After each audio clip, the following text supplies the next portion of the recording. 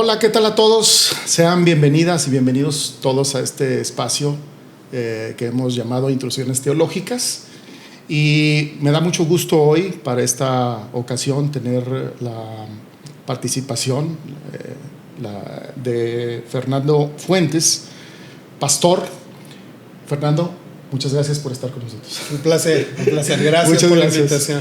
Y bueno, hemos invitado a Fernando a esta plática para tratar un tema que resulta interesante por todos los lados que uno pueda tomarlo, ¿no? Por algunos puede resultar polémico, por otros lados puede resultar aleccionador y edificante, pero me gustaría comenzar esta plática con una pregunta más de carácter personal. Okay. La pregunta que te compartía iba en el sentido más que va más hacia ti, hacia tu experiencia, porque a final de cuentas también este asunto de la vida pastoral es un trabajo de la experiencia de cada quien. Y la pregunta que tenemos en la mesa para este episodio tiene que ver con el hecho de ¿para qué sirve un pastor? ¿Verdad? ¿Para qué sirve un pastor? Pero ¿para qué sirve realmente? Y mi pregunta para ti, para iniciar la plática, es ¿qué es un pastor para ti? En tu experiencia, sé que eres un pastor que tiene ya algunos años de experiencia en esto. ¿Para ti qué ha sido ser pastor durante este tiempo? Ok, ser pastor, yo creo que una de las palabras que lo podían definir es la palabra siervo. Número uno, somos siervos de Dios y servimos a Dios sirviendo a la gente. Entonces un pastor no es otra cosa que alguien que ha sido llamado para servir a Dios, y nuestra manera a través de la cual estamos sirviendo a Dios es sirviendo a la gente. Y el trabajo que Dios nos ha dado a los pastores es poder nosotros enseñarle al pueblo, a la grey o a la gente que Dios haya puesto bajo nuestro cuidado, enseñarles a encontrarse de una manera única y personal con Dios, enseñarles a amar a Dios, enseñarles a amar la palabra de Dios, a entender lo mejor posible la palabra de Dios, para que las personas, número uno, puedan tener un encuentro con Dios y puedan encontrar a través de la gracia del sacrificio de Jesús, puedan encontrar a Jesús como Señor y Salvador, y de esta manera que Dios se convierte en nuestro Padre. Y entonces de esta manera las personas pueden vivir tanto esta vida temporal como la vida eterna en familia ya con Dios, y nosotros somos los responsables de ayudarles en ese camino para mostrarles cómo acercarse de una manera más fácil y más íntima con Dios. Y aquí lo que yo quiero expresar, y lo quiero expresar desde mi punto de vista, es: el pastor no es intermediario, no estamos en medio de, o sea, es la gente en su relación personal con Dios. Nosotros solamente somos unos empleados que facilitamos que las cosas sucedan. Entonces, algo que tenemos que entender, por los que hemos sido llamados a ser pastores, y la gente que asiste a una iglesia y tiene un pastor, los pastores no somos protagonistas de nada. Que últimamente se quiere exaltar un poco más la imagen pastoral, la imagen de un predicador, la imagen de unos de estos hombres de Dios que hacen campañas y etcétera. Es algo que desde mi perspectiva es antibíblico, porque lo único que está en la Biblia es que somos, insisto, siervos de Dios y somos siervos de las personas. Entonces es necesario, dice la Biblia, que Él crezca pero que yo mengue. Entonces cuando alguien va a la iglesia tiene que ir con la mentalidad de que se va a encontrar con Dios. Y los pastores, insisto, espero no ser muy repetitivo, nuestro único trabajo es facilitarle a las personas a través de todo lo que hacemos. A través de todo lo que se haga en la iglesia, facilitarles que ellos se puedan encontrar de una manera más fácil, más práctica, más sencilla con Dios, y que sea Dios el que trate sus vidas, sea Dios el que quebrante sus corazones, sea Dios el que los transforme, que les ayude a salir de sus pecados, que sea Dios el verdadero protagonista que haga todas las cosas. Y para mí eso es el trabajo del verdadero pastor cristiano. Bien, pastor cristiano. Sí, porque habrá otros pastores o habrá otro modo de entender el trabajo pastoral en otro plano, en otros grupos o en otras confesiones. Pero el pastor cristiano, me llama la atención eso que dices tú. Y digo me llama la atención porque es lo primero que dices respecto de cómo te ves tú como pastor. Y dices, el pastor es un siervo. Es un siervo.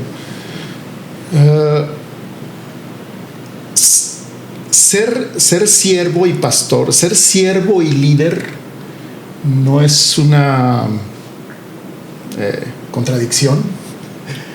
Y digo contradicción en el sentido de cómo le hace un hombre que sabe que está llamado a ser siervo, como tú mismo te identificas, soy siervo, pero cómo vive el hombre que sabe que es un siervo, cómo vive el plano de liderazgo.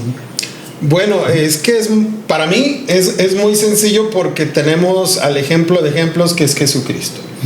Jesucristo viene y viene con toda la autoridad del cielo, y viene con una palabra desafiante. Cuando inicia su ministerio, a mí me sorprende demasiado que él, más que congraciarse con un mensaje motivador, empieza a decir inmediatamente: arrepiéntanse porque el reino de los cielos se ha acercado, porque ese es el mensaje de mensajes. Y en medio de que tenía sus discípulos y que lo seguía la multitud, y que pudiese verse mucho bluff, él dijo, y nos está enseñando lo siguiente: dijo, el Hijo del Hombre no vino para ser servido, sino vino para servir. Entonces, ¿era líder? Sí, era líder. Y de los... No, me iba a equivocar, iba a decir de los mejores líderes. No, el mejor líder que ha pisado este mundo. Porque ejerció el liderazgo para lo que verdaderamente Dios diseñó liderazgo, que vuelve a ser para lo mismo, para servir. El problema es que la Biblia nos enseña que los líderes de este mundo, los gobernantes de este mundo, se enseñorean de las personas y se sirven del pueblo.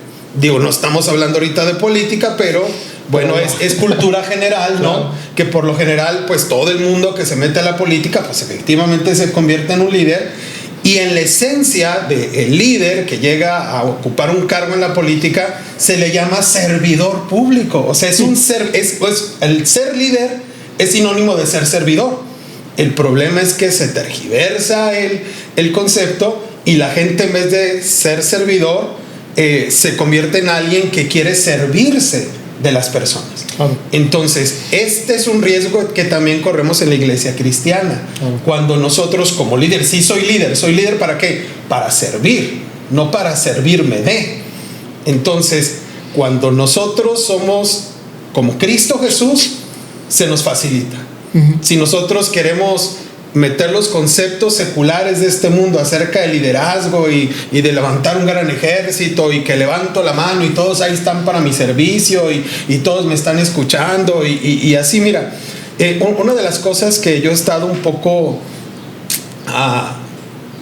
no quiero decir peleado, pero sí quiero decir que se ha convertido en algo complicado en estos últimos tiempos, es que se nos es tan fácil decir que la gente, hablando de los pastores cristianos, que la gente son nuestros discípulos.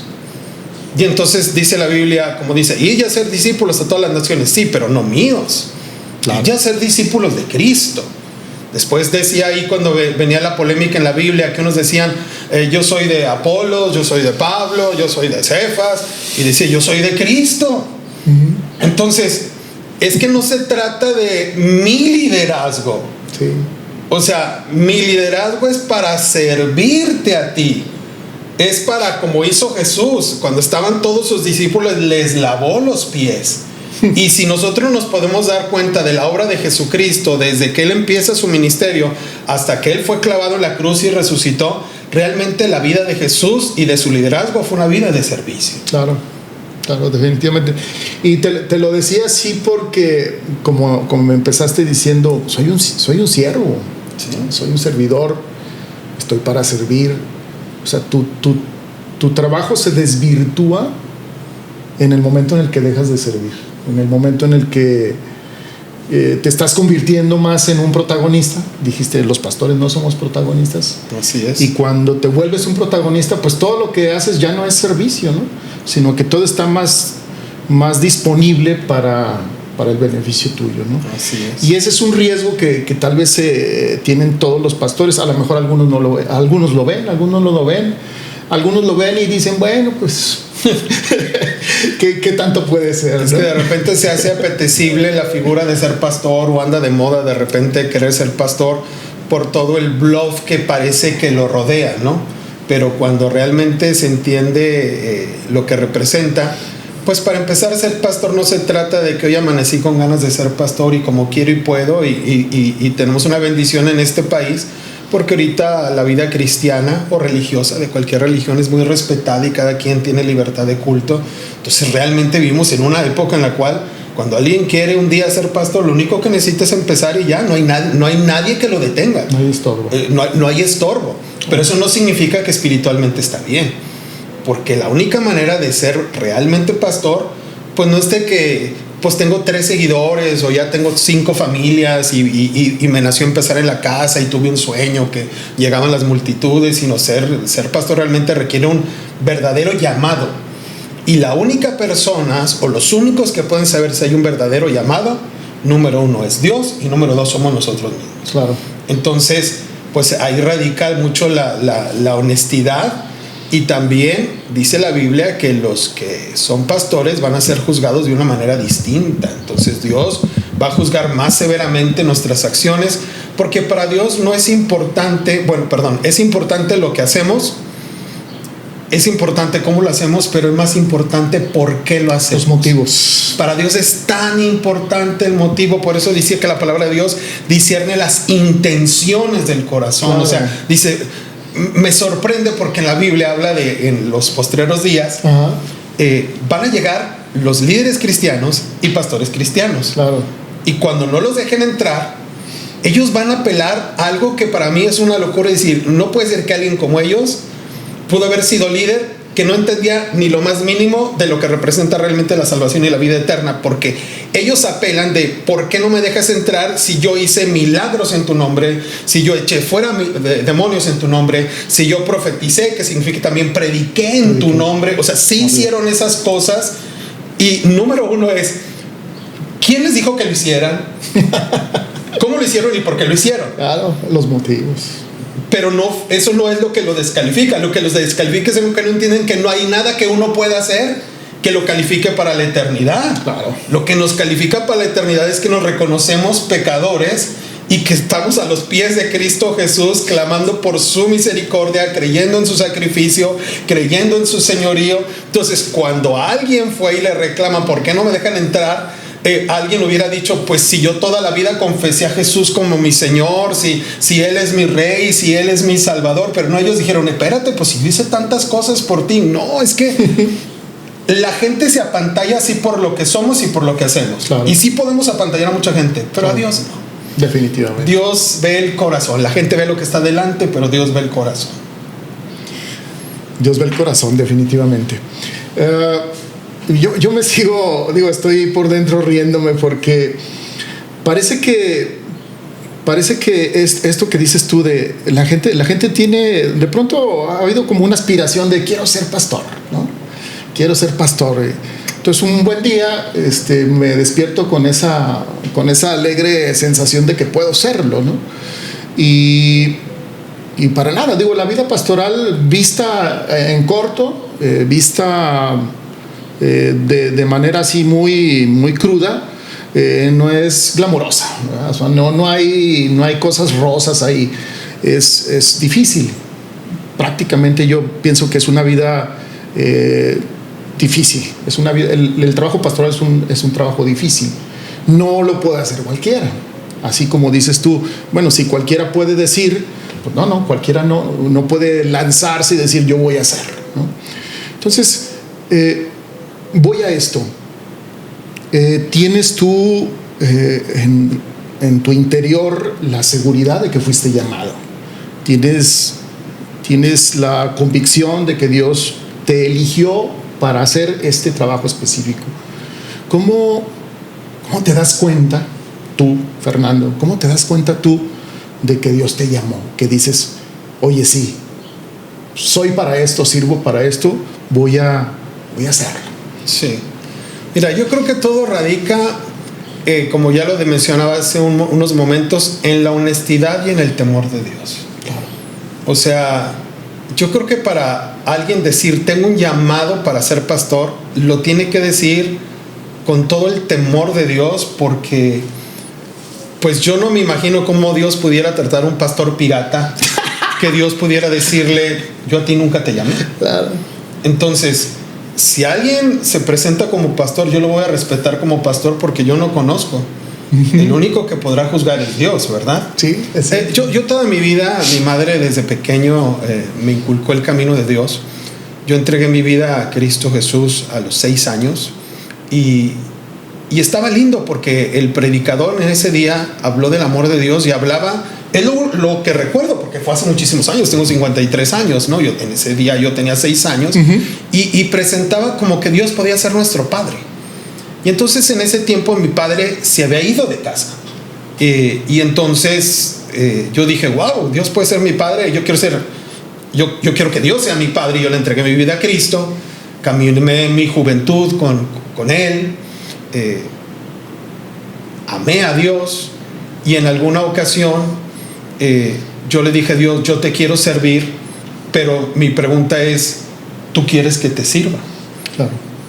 O sea, porque una cosa es lo que yo deseo, otra cosa es lo que tú deseas, ¿verdad? Claro. Y fuimos a un congreso, no sé si te tocó conocer al hermano Víctor de Ciudad Juárez, y estábamos en un congreso ahí y él estaba predicando. Víctor Richards. Claro.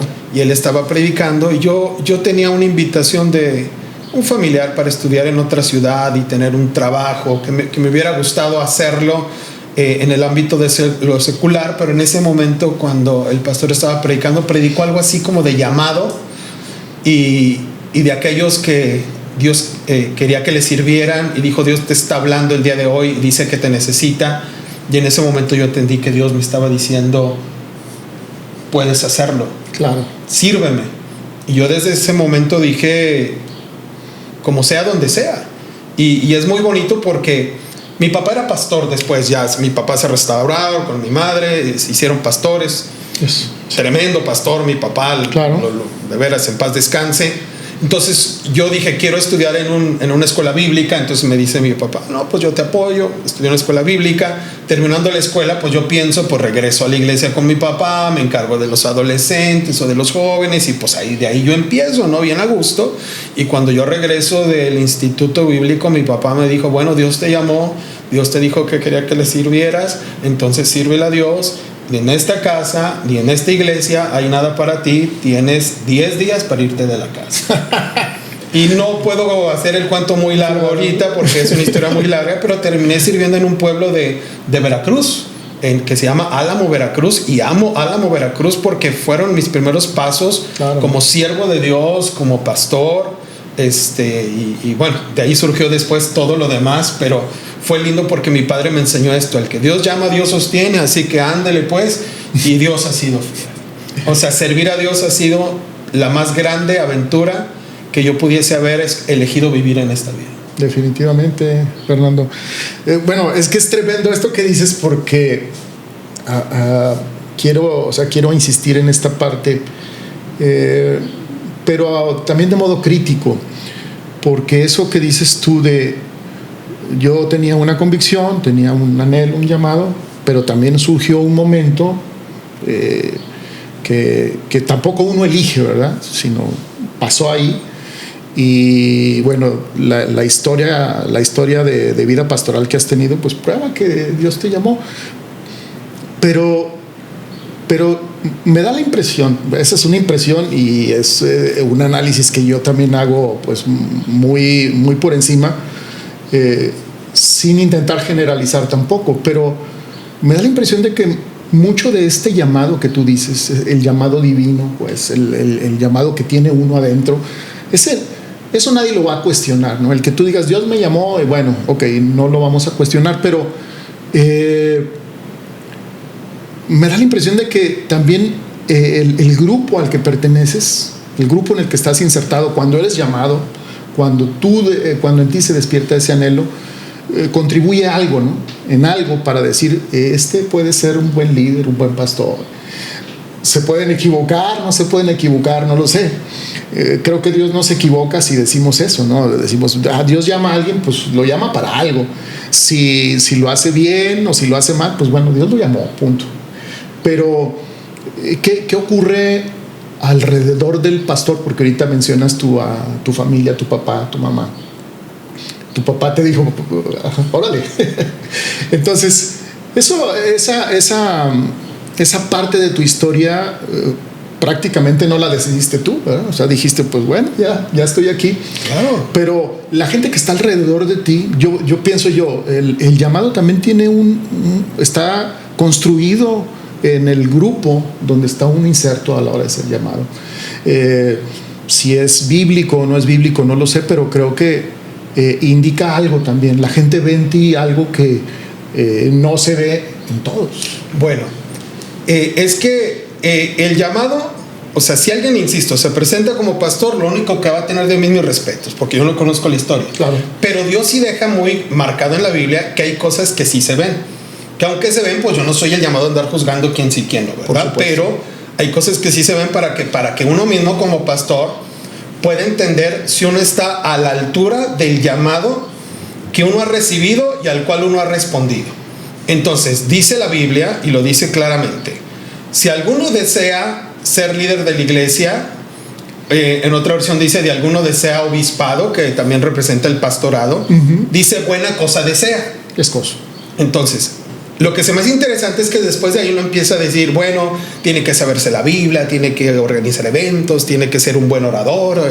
Dice, tiene que ser irreprensible. Eso todavía está un poquito en las nubes. Pero después aterriza todo que en la cara no lo revienta. Debe tener marido de una sola mujer. Y luego ya que dice que no sea un neófito, o sea, que sí sepa y así. Pero lo que a mí me gusta mucho es cuando hace énfasis en las cosas de la familia. Dice que gobierne bien su casa, que sus hijos sean creyentes. Y después dice, porque el que no gobierna bien su casa, ¿cómo va a gobernar la iglesia de Cristo Jesús? Claro. No peleonero, no dado al vino, no, o sea, cosas muy prácticas. Ahí ya no está hablando de algo espiritual, que solo Dios, no. Es algo demasiado práctico que lo podemos ver en nuestras vidas diarias. Claro. Cuando dice, sino que sea esto, que sea hospedador. Yo tengo pláticas con mi esposa he tenido pláticas durante muchos años porque yo leo eso y siempre lo he hablado con ella, que en mi casa tenemos que cumplir esto. Y entonces en una ocasión decía hospedador y yo dije, bueno, ¿esto cómo se cumple? Yo no puedo, no me imagino yo traer a alguien a vivir a mi casa o cómo es. Pero de repente Dios me dio la oportunidad que sí, en algún tiempo alojamos en nuestra casa alguna gente, alguna familia, o cuando llega quien sea, amigos, aquí está mi casa es tu casa. O sea, siempre tratar de decir, ¿por qué? Porque dice la Biblia, no es una opción, ni debe de llenar 3 o 4 de estas. Dice, es necesario, es una necesidad que si vas a ser líder, pastor, tengas estas cualidades, y si no las tienes, ten la decencia de dar un paso para atrás. O sea, pastores que han descuidado su matrimonio, pastores que, o sea, si no tienen la capacidad, el llamado, la unción para salvar la vida de sus hijos, ¿cómo va a salvar la vida de los tuyos? ¿Me entiendes? No es posible. Decía un pasaje en la Escritura, me pusieron a cuidar las viñas, y por cuidar las viñas de los otros, no cuidé la viña que era mía. Entonces, no puedo yo ser un verdadero pastor si ando queriéndole arreglar la vida a todos, cuidándole a la vida a todos, llevando al cielo, a la salvación a todos, y que mi casa se esté perdiendo. Yo no puedo predicar y decir del amor, del perdón, de la unidad, si desbarato mi relación con mi esposa. Claro. Entonces, Dios no está diciendo que eso es malo para las personas. ¿Por qué? Porque podemos caer en cualquiera de esos problemas y Dios será fiel y nos ayudará y nos restaurará y nos levantará y todo lo que tú quieras y gustes. Pero si tenemos ese problema, entonces para lo que sí ya no calificamos es para ser pastores. Y yo no voy a ser el que te diga, tú, o sea, si te estoy viendo cómo estás con tus hijos, si andan bien perdidos, no, yo no soy quien para decirte. Yo no soy quien para decirte, tú si eres capacitado, sigue adelante, tú no, yo te descalifico en este momento. Yo no soy quien para decirlo, pero Dios sí está esperando que como pastores, o sea, número uno, tengamos la genuinidad espiritual de saber en nuestro interior que Dios sí nos llamó, y número dos, estar a la altura del llamado que recibimos al decir, bueno, ¿estoy cumpliendo todo lo que dice aquí en la Biblia? O simplemente ya me hago loco como si no existiera, convirtiéndonos en este dicho secular que dice, candil de la calle y oscuridad en mi casa. Uy. Definitivamente así es. Fernando, me llama la atención que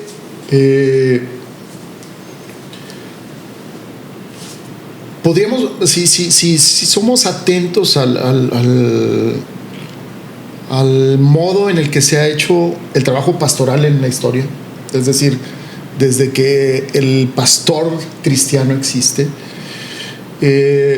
nos daríamos cuenta de que cada quien en su tiempo ha hecho las cosas, digo, como las ha entendido, como ha sentido, como ha recibido el llamado, pero definitivamente sí ha habido una diferencia en cómo se ejerce el ministerio en la historia, ¿no? Hablaríamos, por ejemplo, de los primeros apóstoles, ¿no? El cómo recibieron ellos las primeras enseñanzas de Jesús y las transmitieron a los primeros discípulos de lo que nosotros decimos es la iglesia primitiva. Luego vendrían los padres de la iglesia en el siglo segundo, tercero, cuarto, hasta el quinto siglo tal vez,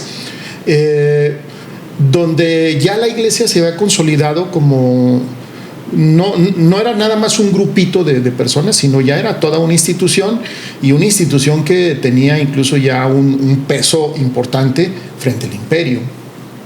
Y bueno, ahí está la historia. Tuvo un peso importante no solamente en el modo de trabajar, de hacer el trabajo con las almas, sino fue todavía muchísimo más allá. Y lo viene, creo, la Reforma sería otro momento importante. Los pastores que trabajaron en el tiempo de la Reforma hicieron el trabajo de otra manera, y posterior a la Reforma cambió también el modo en el que se trabajó la pastoral. Y hoy estamos en otro momento donde las personas que se dedican a ser pastores tienen un modo de trabajar que, si lo comparamos con el origen, pues entonces podríamos notar muy evidentemente las diferencias. ¿Cómo ves tú el momento a propósito de que podría tratarse de un tiempo en el que estamos muy en riesgo de ver la iglesia no como el cuerpo de Cristo o el grupo de discípulos, sino como algo más, ¿no? Una empresa, no sé, otra cosa diferente a lo que se pensó en un momento en el principio? Bueno, tú estás comentando de cómo la iglesia y el pastorado se ha ido transformando a través de los tiempos. Uh-huh. Mi conclusión es, no tendría por qué haber sucedido. Claro. El pastorado nunca debió haber cambiado. El asunto es que donde hay gente, como la iglesia empezó a crecer, donde hay gente hay poder. Entonces yo lo que me doy cuenta es que la iglesia la convirtieron en algo muy político. Tú decías, ya tenía influencia dentro del imperio. Entonces, pues se trató literalmente de sacar provecho de eso. Cuando yo escucho a los reformadores, yo pienso que ellos no reformaron nada. Al contrario, ellos vinieron a rescatar lo que alguien deformó. Entonces ellos estaban tratando de volver al original. Uh-huh. Entonces, si nos venimos al tiempo presente, yo creo que tenemos que irnos al pasaje de la Biblia donde dice que miremos atrás las sendas antiguas, claro, y caminemos por ellas. Y entonces dice, vayan por las sendas antiguas, caminen por ellas, y me da tristeza porque al final el verso dice, y ellos dijeron, no queremos. ¿Por qué? Porque nos gusta cómo lo estamos haciendo, porque nos gusta nuestra dinámica presente, nos gusta, o sea, para mí el pastor más exitoso es el pastor que es más original. Y en la actualidad, si nos damos cuenta, el éxito pastoral se valora de 1000 maneras, menos como debe valorarse bíblicamente. Porque ahora se dicen barbaridades. Una de las barbaridades más grandes de la vida pastoral es la clásica pregunta con la cual uno se sienten que son más grandes que otros, más poderosos que otros, más importantes que otros, y es: ¿cuántos tienes? Ok, entonces, si a mí me preguntan ¿cuántos tienes?, yo tengo que responderles, y lo hice una vez con una persona, dije: los mismos que tú. Y me dice: ¿cómo? Sí, tengo los mismos que tú. ¿Cuántos? Ninguno. O sea, ¿dónde está la gloria? Si el dueño del rebaño te contrata a ti y me contrata a mí, tú le cuidas 50 y yo le cuido 15. ¿Quién tiene más? Nadie. El dueño sigue siendo el mismo. Es cierto. O sea, en ese momento a ti te puso a cuidar esta, a este le puso a cuidar las otras, y a otro le puso a cuidar a otras, a otro le puso a cuidar a otras, pero a fin de cuentas no tenemos ninguna oveja. O sea, a veces cuando hacen eventos que algunos se expresan: voy a llevar mi gente. O sea, híjole, mano, yo creo que no hay nada que le falte más respeto al trabajo pastoral que un día pensar que la gente es nuestra. Dijo: voy a llevar mi gente a tu evento. O sea, ponte contento porque te voy a llevar no hay algo en esta vida que exista como mi gente, tu gente, hablando de la iglesia cristiana. Si realmente estamos en una iglesia cristiana, todos no solamente pertenecen, todos pertenecemos al mismo, porque aún los pastores seguimos siendo ovejas. El Señor sigue siendo nuestro pastor, el que nos ayuda a que nada nos falte en esta vida. Él es el que nos guía por delicados pastos. Él es el que, aunque andemos en valle de sombra de muerte, no temeremos mal alguno, porque Él está con nosotros. Nosotros podemos ofrecerle eso a la gente. Entonces, ¿de dónde saco que es mi gente? ¿A qué horas morí por ellos en la cruz del Calvario? Mira, una de las cosas que más se ha criticado de la iglesia tradicional, pues es que a los sacerdotes, no entiendo yo mucho cómo están organizados, pero que se le menciona padres. No, pues que cómo va a ser el padre. Pero ahora de repente ya nos inventamos que los padres espirituales, y Pablo lo menciona en alguna ocasión, pero se saca de contexto porque nos gusta la pleitesía, que la gente nos puede rendir y decir: pues yo soy tu padre espiritual. No es cierto. La Biblia dice: no le llamen a nadie padre en esta tierra. Lo dice literalmente la Biblia, porque todos tenemos un solo padre, y es nuestro Padre que está en el cielo. Es cierto. Entonces, esta evolución que ha tenido la iglesia y que sigue teniendo es por una realidad. Dios es real, Dios es verdadero. Y si Dios es real y es verdadero, el diablo también. Entonces, el trabajo de Dios es edificar. El trabajo del diablo es hurtar, matar y destruir.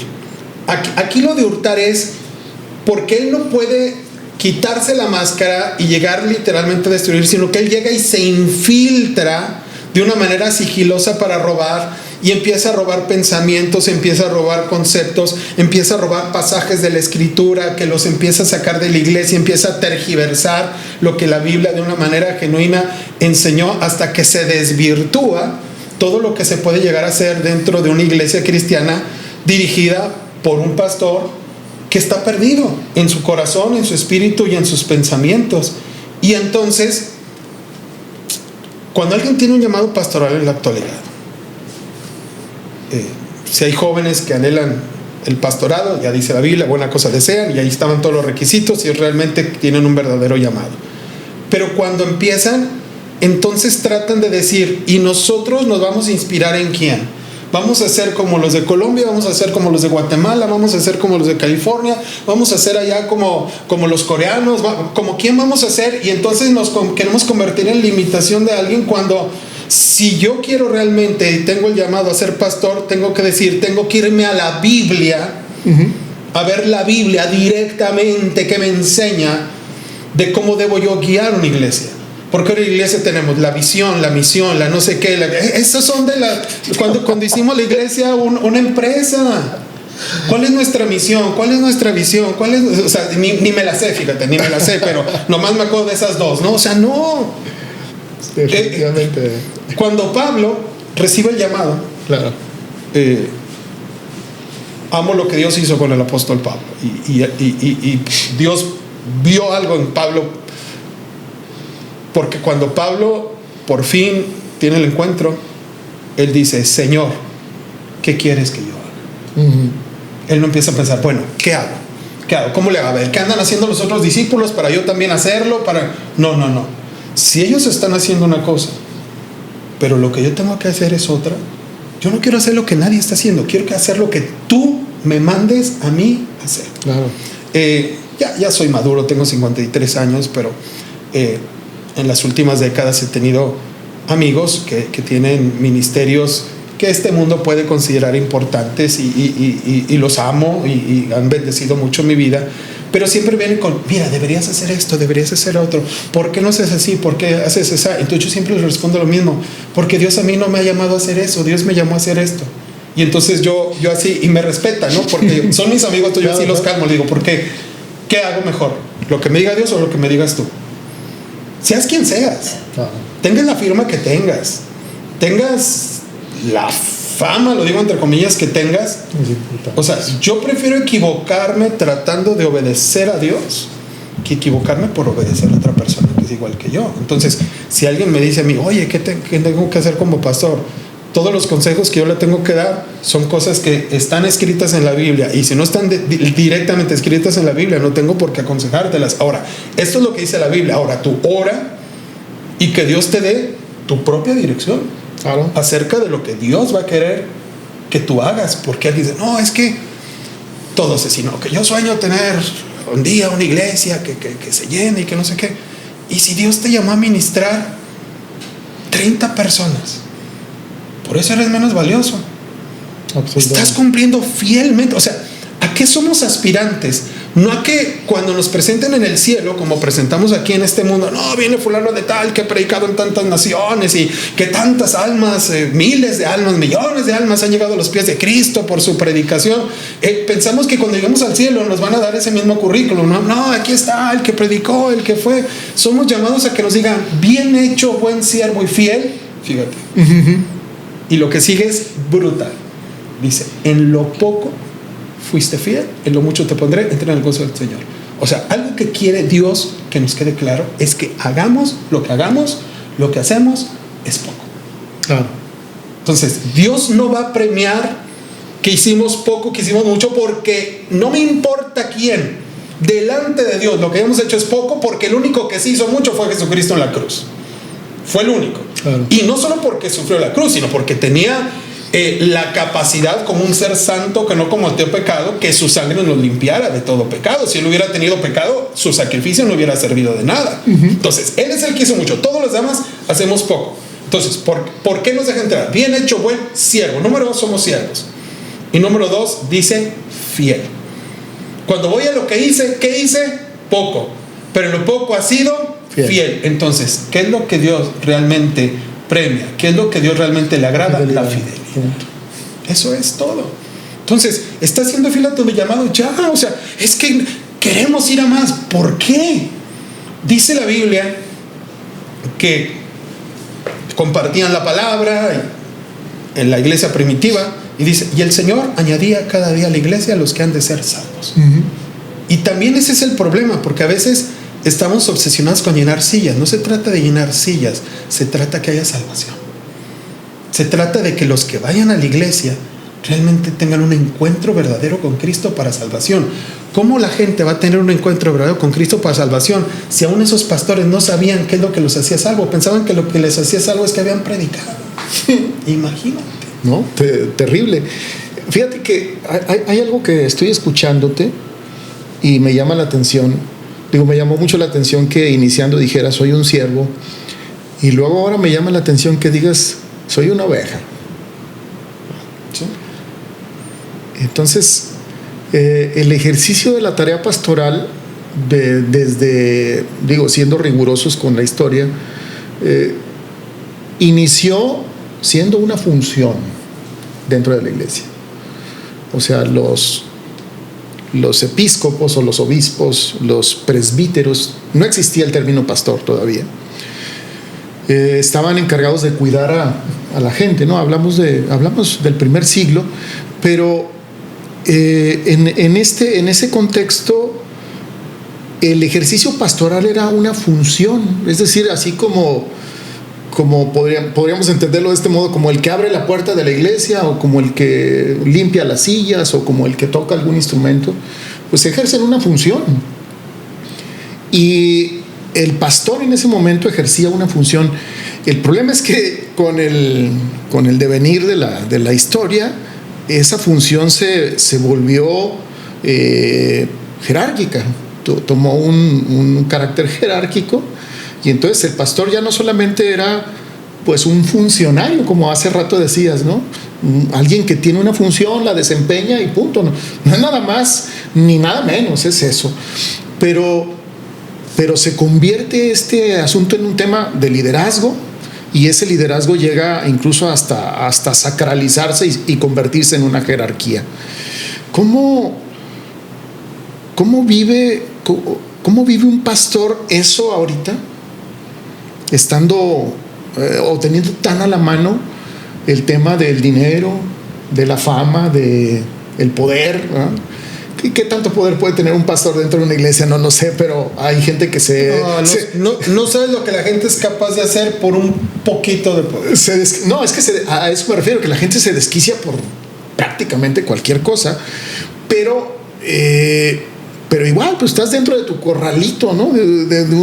Estás muy circunscrito a un espacio. ¿Cómo le hace un pastor que quiere servir a Dios y que quiere ser fiel a su llamado, como dijiste tú, teniendo todo esto prácticamente en primer lugar, y luego después el llamado, esa vocación? ¿Cómo le hace para hacer a un lado todo esto y entonces decir, pues yo voy por aquí? Pues es que cuando logremos entender que el hecho de ser llamados por Dios para ser pastores no nos pone en un nicho, no somos ya un nivel aparte de todos los demás, es una función. Yo me enfermo del diente, voy con el dentista, me crece el pelo, voy con el barbero que me corte el pelo. Hay funciones en este mundo. Entonces, en las cuestiones espirituales, que son las más importantes porque son las eternas, Dios pone a los pastores, pero precisamente para cumplir una función con el pueblo que yo te hablaba al principio. Uh-huh. Entonces, ¿cómo podemos lidiar con eso? Pues reconociendo que somos normales, pero la palabra que quiero mencionar aquí es la palabra humildad, porque dice la Biblia que el que se humilla será exaltado, pero también dice la Biblia que después de la exaltación viene la caída. Entonces, ese es el problema. ¿Por qué?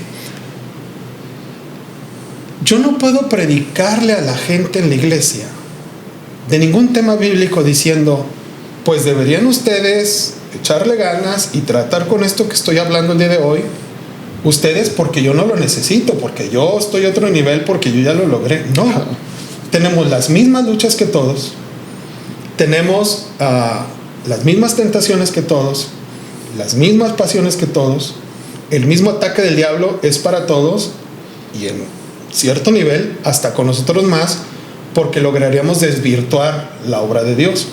Y entonces, ¿qué hacemos los pastores? Nos convertimos en unos expertos actores. Entonces, yo tengo un problema en casa, y en vez de reconocer que tengo un problema en casa, llegamos a la iglesia y le digo, sonríe, porque vamos a llegar ya a la iglesia y tenemos que dar buena cara, y los hijos, y quiero que se porten bien y no sé qué, y no porque amen a Dios, no porque amen ir a la iglesia, no porque son salvos, no porque conozcan a Cristo, sino tengo que actuar, y tengo unas luchas impresionantes. No sé, cada quien tiene sus vicios, cada quien tiene sus tentaciones, y entonces las tratamos de ocultar y hacer sentir a la gente como que todos batallan con cosas, pero nosotros no, porque somos pastores. En el momento que digamos, es que somos lo mismo, la única diferencia es que si yo me subo a ese escenario, altar o como le quieran llamar en cada iglesia, claro, para predicar a la gente, y estoy más en alto, pues nomás es para que me alcancen a ver, no es porque sea una posición más importante, como insisto, pues llega el cirujano y el cirujano es el que está de pie y dice bisturí, todo porque te va a operar, pero no significa otra cosa, no es que la vida del doctor es más valiosa que el que está siendo operado, somos exactamente lo mismo, y en el momento que le enseñemos eso a la gente, número uno, nos da a nosotros libertad y le da libertad también al pueblo, de entender que Jesús, ¿por qué se compadecía de la gente? Porque dice que Jesús lloró también. O sea, Jesús quería hacerle sentir a la gente que Él estaba con ellos. Lloren con los que lloren, sufran con los que sufran. Pues, o sea, sufrimos también, luchamos también, tenemos nuestras broncas también en la vida y tenemos éxitos cuando Dios nos ayuda y cuando confiamos en Dios tenemos la recompensa. El mejor ejemplo que le podemos dar al pueblo de Dios es que somos gente normal, igual que ellos, y que al mismo cielo nos vamos a ir todos, que la misma recompensa la vamos a recibir todos, que la misma sangre de Cristo es para todos, el perdón y la misericordia nueva que es cada mañana la necesitamos todos, somos lo mismo. Así es. Entonces, esa es la manera como, porque hablas mucho de ahorita la historia de cuando vinieron estas gentes y que cómo se movieron.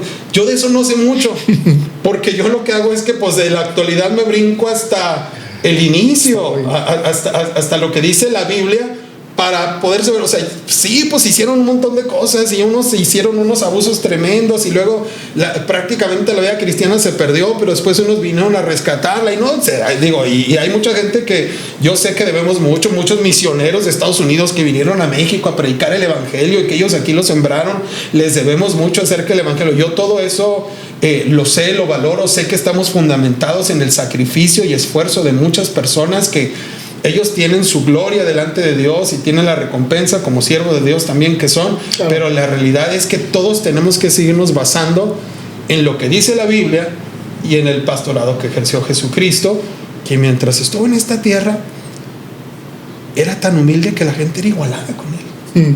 O sea, nosotros ahora, pues gracias a Dios, mencionar a Jesucristo es pues, mencionar al Rey de Gloria, al Rey de Reyes y el Rey que nació y toda la gloria que le damos, pero en ese tiempo Jesús era tan gente que cuando se muere Lázaro llega esta señora y le empieza a decir: ¿por qué no llegaste? Nació era muerto mi hermano. O sea, dice, igualada, mira, mi hermana está sentada, dile que me ayude. O sea, igualada, ¿sabes con quién estás hablando? No, pero es que Jesús no andaba defendiendo su prestigio. Jesús estaba sirviendo. Sí, y es que sabes una cosa, digo, así como te comentaba hace rato, es un poco a veces difícil bordear el tema del pastorado sin que, aunque sea accidentalmente, tope uno con cuestiones que pueden ser problemáticas, ¿verdad? O espinosas, sí, para tratar de repente, pero a final de cuentas ahí están. Y te mencionaba esta cuestión de esta lucha que puede tener hoy el pastor contemporáneo. Tú dices, bueno, pues yo lo que hago es pues intentar irme al origen, ¿no?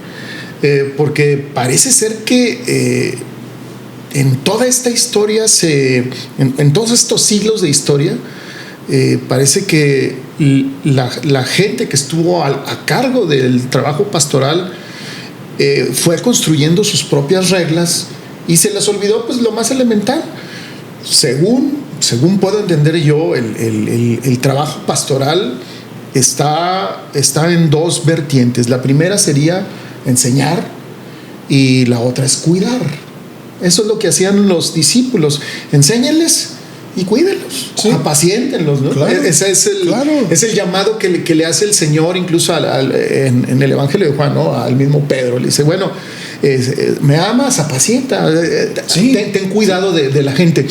Pero sí es muy difícil desligar esta cuestión del poder, porque parece que es bueno, a lo mejor puede parecer muy obvia. Yo pienso que no lo es.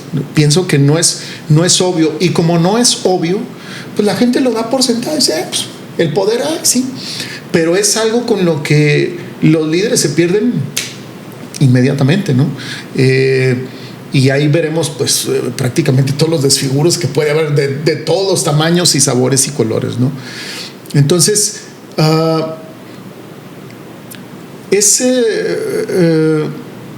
es difícil rehuirle al poder. Es difícil decirle, no, eso no. Dice la Biblia que el Espíritu Santo llevó a Jesús al desierto para ser tentado por el diablo. Uh-huh. Aquí hay algo que tenemos que entender, y es lo siguiente: Jesús fue a ser tentado por el diablo como hombre, uh-huh, pero con él iba el Espíritu. El Espíritu. Y entonces, ¿con qué lo tentó el diablo? Con poder. Todos estos reinos te daré si postrado me adorares. Su capacidad de responder en las tres tentaciones distintas, que siguen siendo las mismas tentaciones que utiliza hasta el día de hoy el enemigo, ¿verdad? Pero estas tres fue porque él andaba en el Espíritu. Entonces, ¿qué tan difícil es rehuirle al poder? Pues ¿qué tanto andamos en el Espíritu? Porque si andamos en la carne, pues operamos conforme a la carne. Claro. Y la carne y sus pasiones y deseos, dinero, fama, poder, mujer, o sea, esas son las cosas que este mundo ofrece. Entonces, si yo ando en la carne y yo no voy a ser ya poderoso como político, yo no voy a ser poderoso como futbolista, nunca voy a ir a un mundial de fútbol, no voy a ser un gran empresario, pero resulta que por acá puedo llegar a tener poder. ¿Sabes ahora cómo se hacen las iglesias y que son crecientes, lo digo entre comillas? Cuando se hace en un nivel piramidal a propósito de que se hace conforme a las empresas, uh-huh, y es porque ¿cómo puedo yo hacer que tú me sirvas a mí? Entonces lo que hago es que yo te pongo gente abajo de ti para que te sirvan a ti. Entonces tú te sientes con poder, y con tal de sentirte con poder, entonces me obedeces a mí. Y así nos vamos hacia abajo. Entonces hacemos una gran montaña de un gran ejército, de un gran equipo, donde realmente lo que nos mueve es que son mis discípulos, son mis servidores, son mi grupo, son mi red, son mi... queriéndome llenar, y no me importa que no me paguen un peso, no me importa descuidar mi casa, mi familia, mi matrimonio, mi empresa, mi trabajo, del que sí vivo yo y vive mi familia, porque estoy aquí metido, porque tengo poder y me gusta el poder. ¿Por qué me gusta el poder? Porque estoy vacío. ¿Y por qué estoy vacío? Porque me falta la plenitud de Dios. ¿Y qué es lo que me da la plenitud de Dios? El Espíritu Santo. Y no me refiero al Espíritu Santo de las manifestaciones. Claro. Me refiero al Espíritu Santo, que es la presencia de Dios, que en la actualidad opera en la iglesia cristiana y, uh-huh, que está dentro de nosotros, y que digo, teniendo la presencia de Dios, no me falta nada. No necesito el reconocimiento de la gente. Y si lo tengo, lo agradezco. Y esa gente tiene mi reconocimiento por lo que ellos son. Claro. Hace rato me aventé un menudo bien sabroso. La persona que lo hizo tiene un don. Claro. Y le reconozco el don que tiene. Es una mujer de la iglesia, ¿verdad? ¡Wow! Espectacular. Yo no podría hacerlo. Entonces, si nos llegamos a reconocer, nos reconocemos de una manera sencilla, amorosa, respetuosa, pero nunca como que alguien es que se ganó la estrella Michelin por el menudo que hizo. No. Porque es el gran pastor. No. O sea, gracias pastor por la palabra que compartió el domingo. Me dicen muchos. Claro. Lo recibo con mucho cariño, porque no me estás idolatrando y no es lo que yo estoy buscando. Pero si pude hacer algo que te ayudó, si Dios me utilizó como un medio nada más, uh-huh, para que tú te encuentres mejor con Él, estoy contento, me siento muy bendecido, gracias, y yo te reconozco también a ti lo que tú eres y lo que tú haces. Claro. Pero no lo hago pensando, ¿cómo apantallo a la gente? ¿Cómo le hago para que aplaudan? ¿Cómo le hago para que digan, wow, el pastor se avienta? No, pues imagínate. Entonces dejaríamos de ser siervos de Dios para convertirnos en siervos de nosotros mismos. Por supuesto. Queriendo edificar nuestro propio reino en vez del reino de Dios. Oye, entonces definitivamente un pastor pirata. Ahorita me hizo mucho ruido esa palabra que dijiste. O sea, es decir, alguien que está de trampa. Alguien que sí quiere ser y está bien, no está mal desear. No está mal.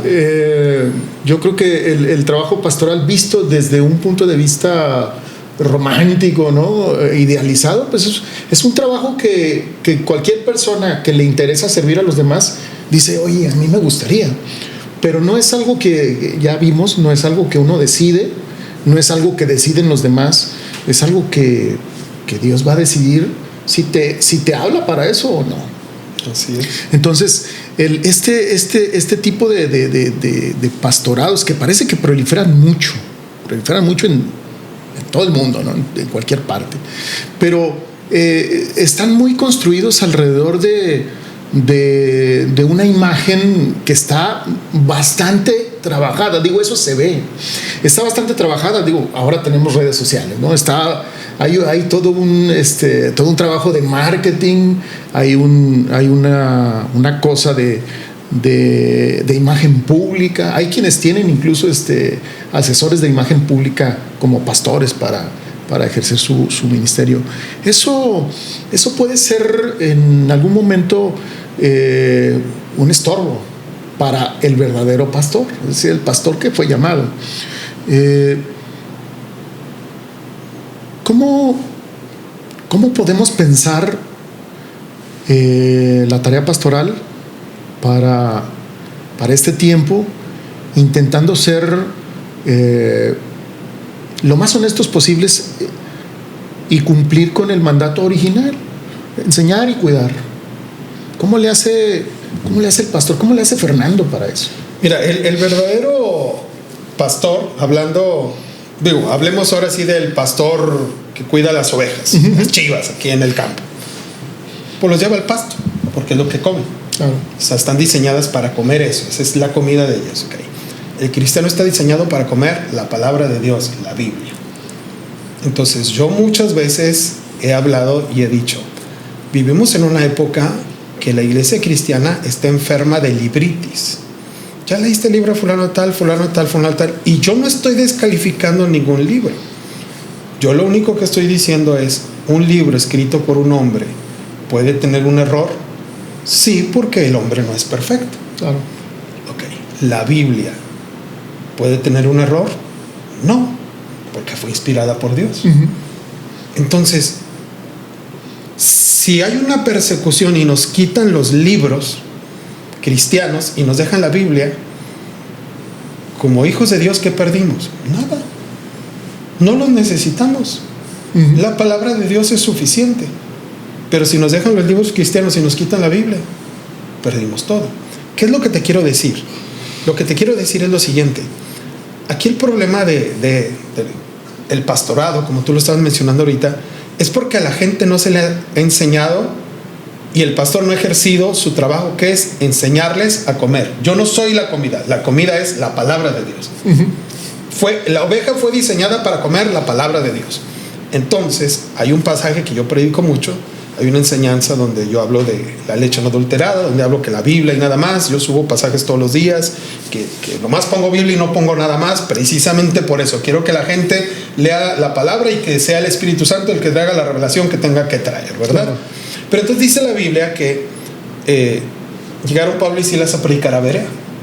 Y dice que los de Berea escucharon a Pablo y Silas con mucho entusiasmo. Por supuesto. Dice, pero después, día tras día, examinaban las escrituras para ver si lo que Pablo y Silas habían dicho era verdad. Y yo digo, eso es lo que necesita la iglesia actual, la unción de la iglesia de Berea. Porque tú dices, el personaje del pastorado, de ese líder, está bien trabajado en las redes sociales, en el internet, en su auditorio, en su presupuesto y todo esto, pero ese no es el alimento es la Biblia. Y entonces después sueltan una palabra que, pues cualquiera quiera. Hace rato alguien subió un meme que está Jesús predicando y dice, todos ustedes van a tener camellos últimos modelos y van a, o sea, ¿me entiendes? Así como, claro. Ok, entonces está el pastor predicando y está diciendo, diga lo que usted quiere, está bien. Y me puede gustar y lo voy a escuchar con mentalidad abierta.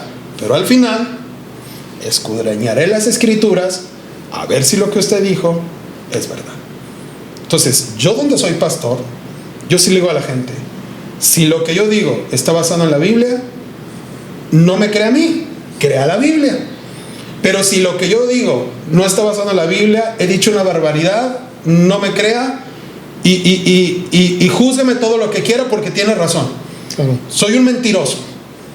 Por eso, cada vez que yo predico, eso yo lo hago, no digo que todo el mundo así lo tiene que hacer. Yo utilizo los más pasajes de la Biblia que puedo, leo un pasaje y lo explico de una manera lo más claro posible para que lo pueda entender un poquito más la gente sin quitar el sentido de lo que ahí está.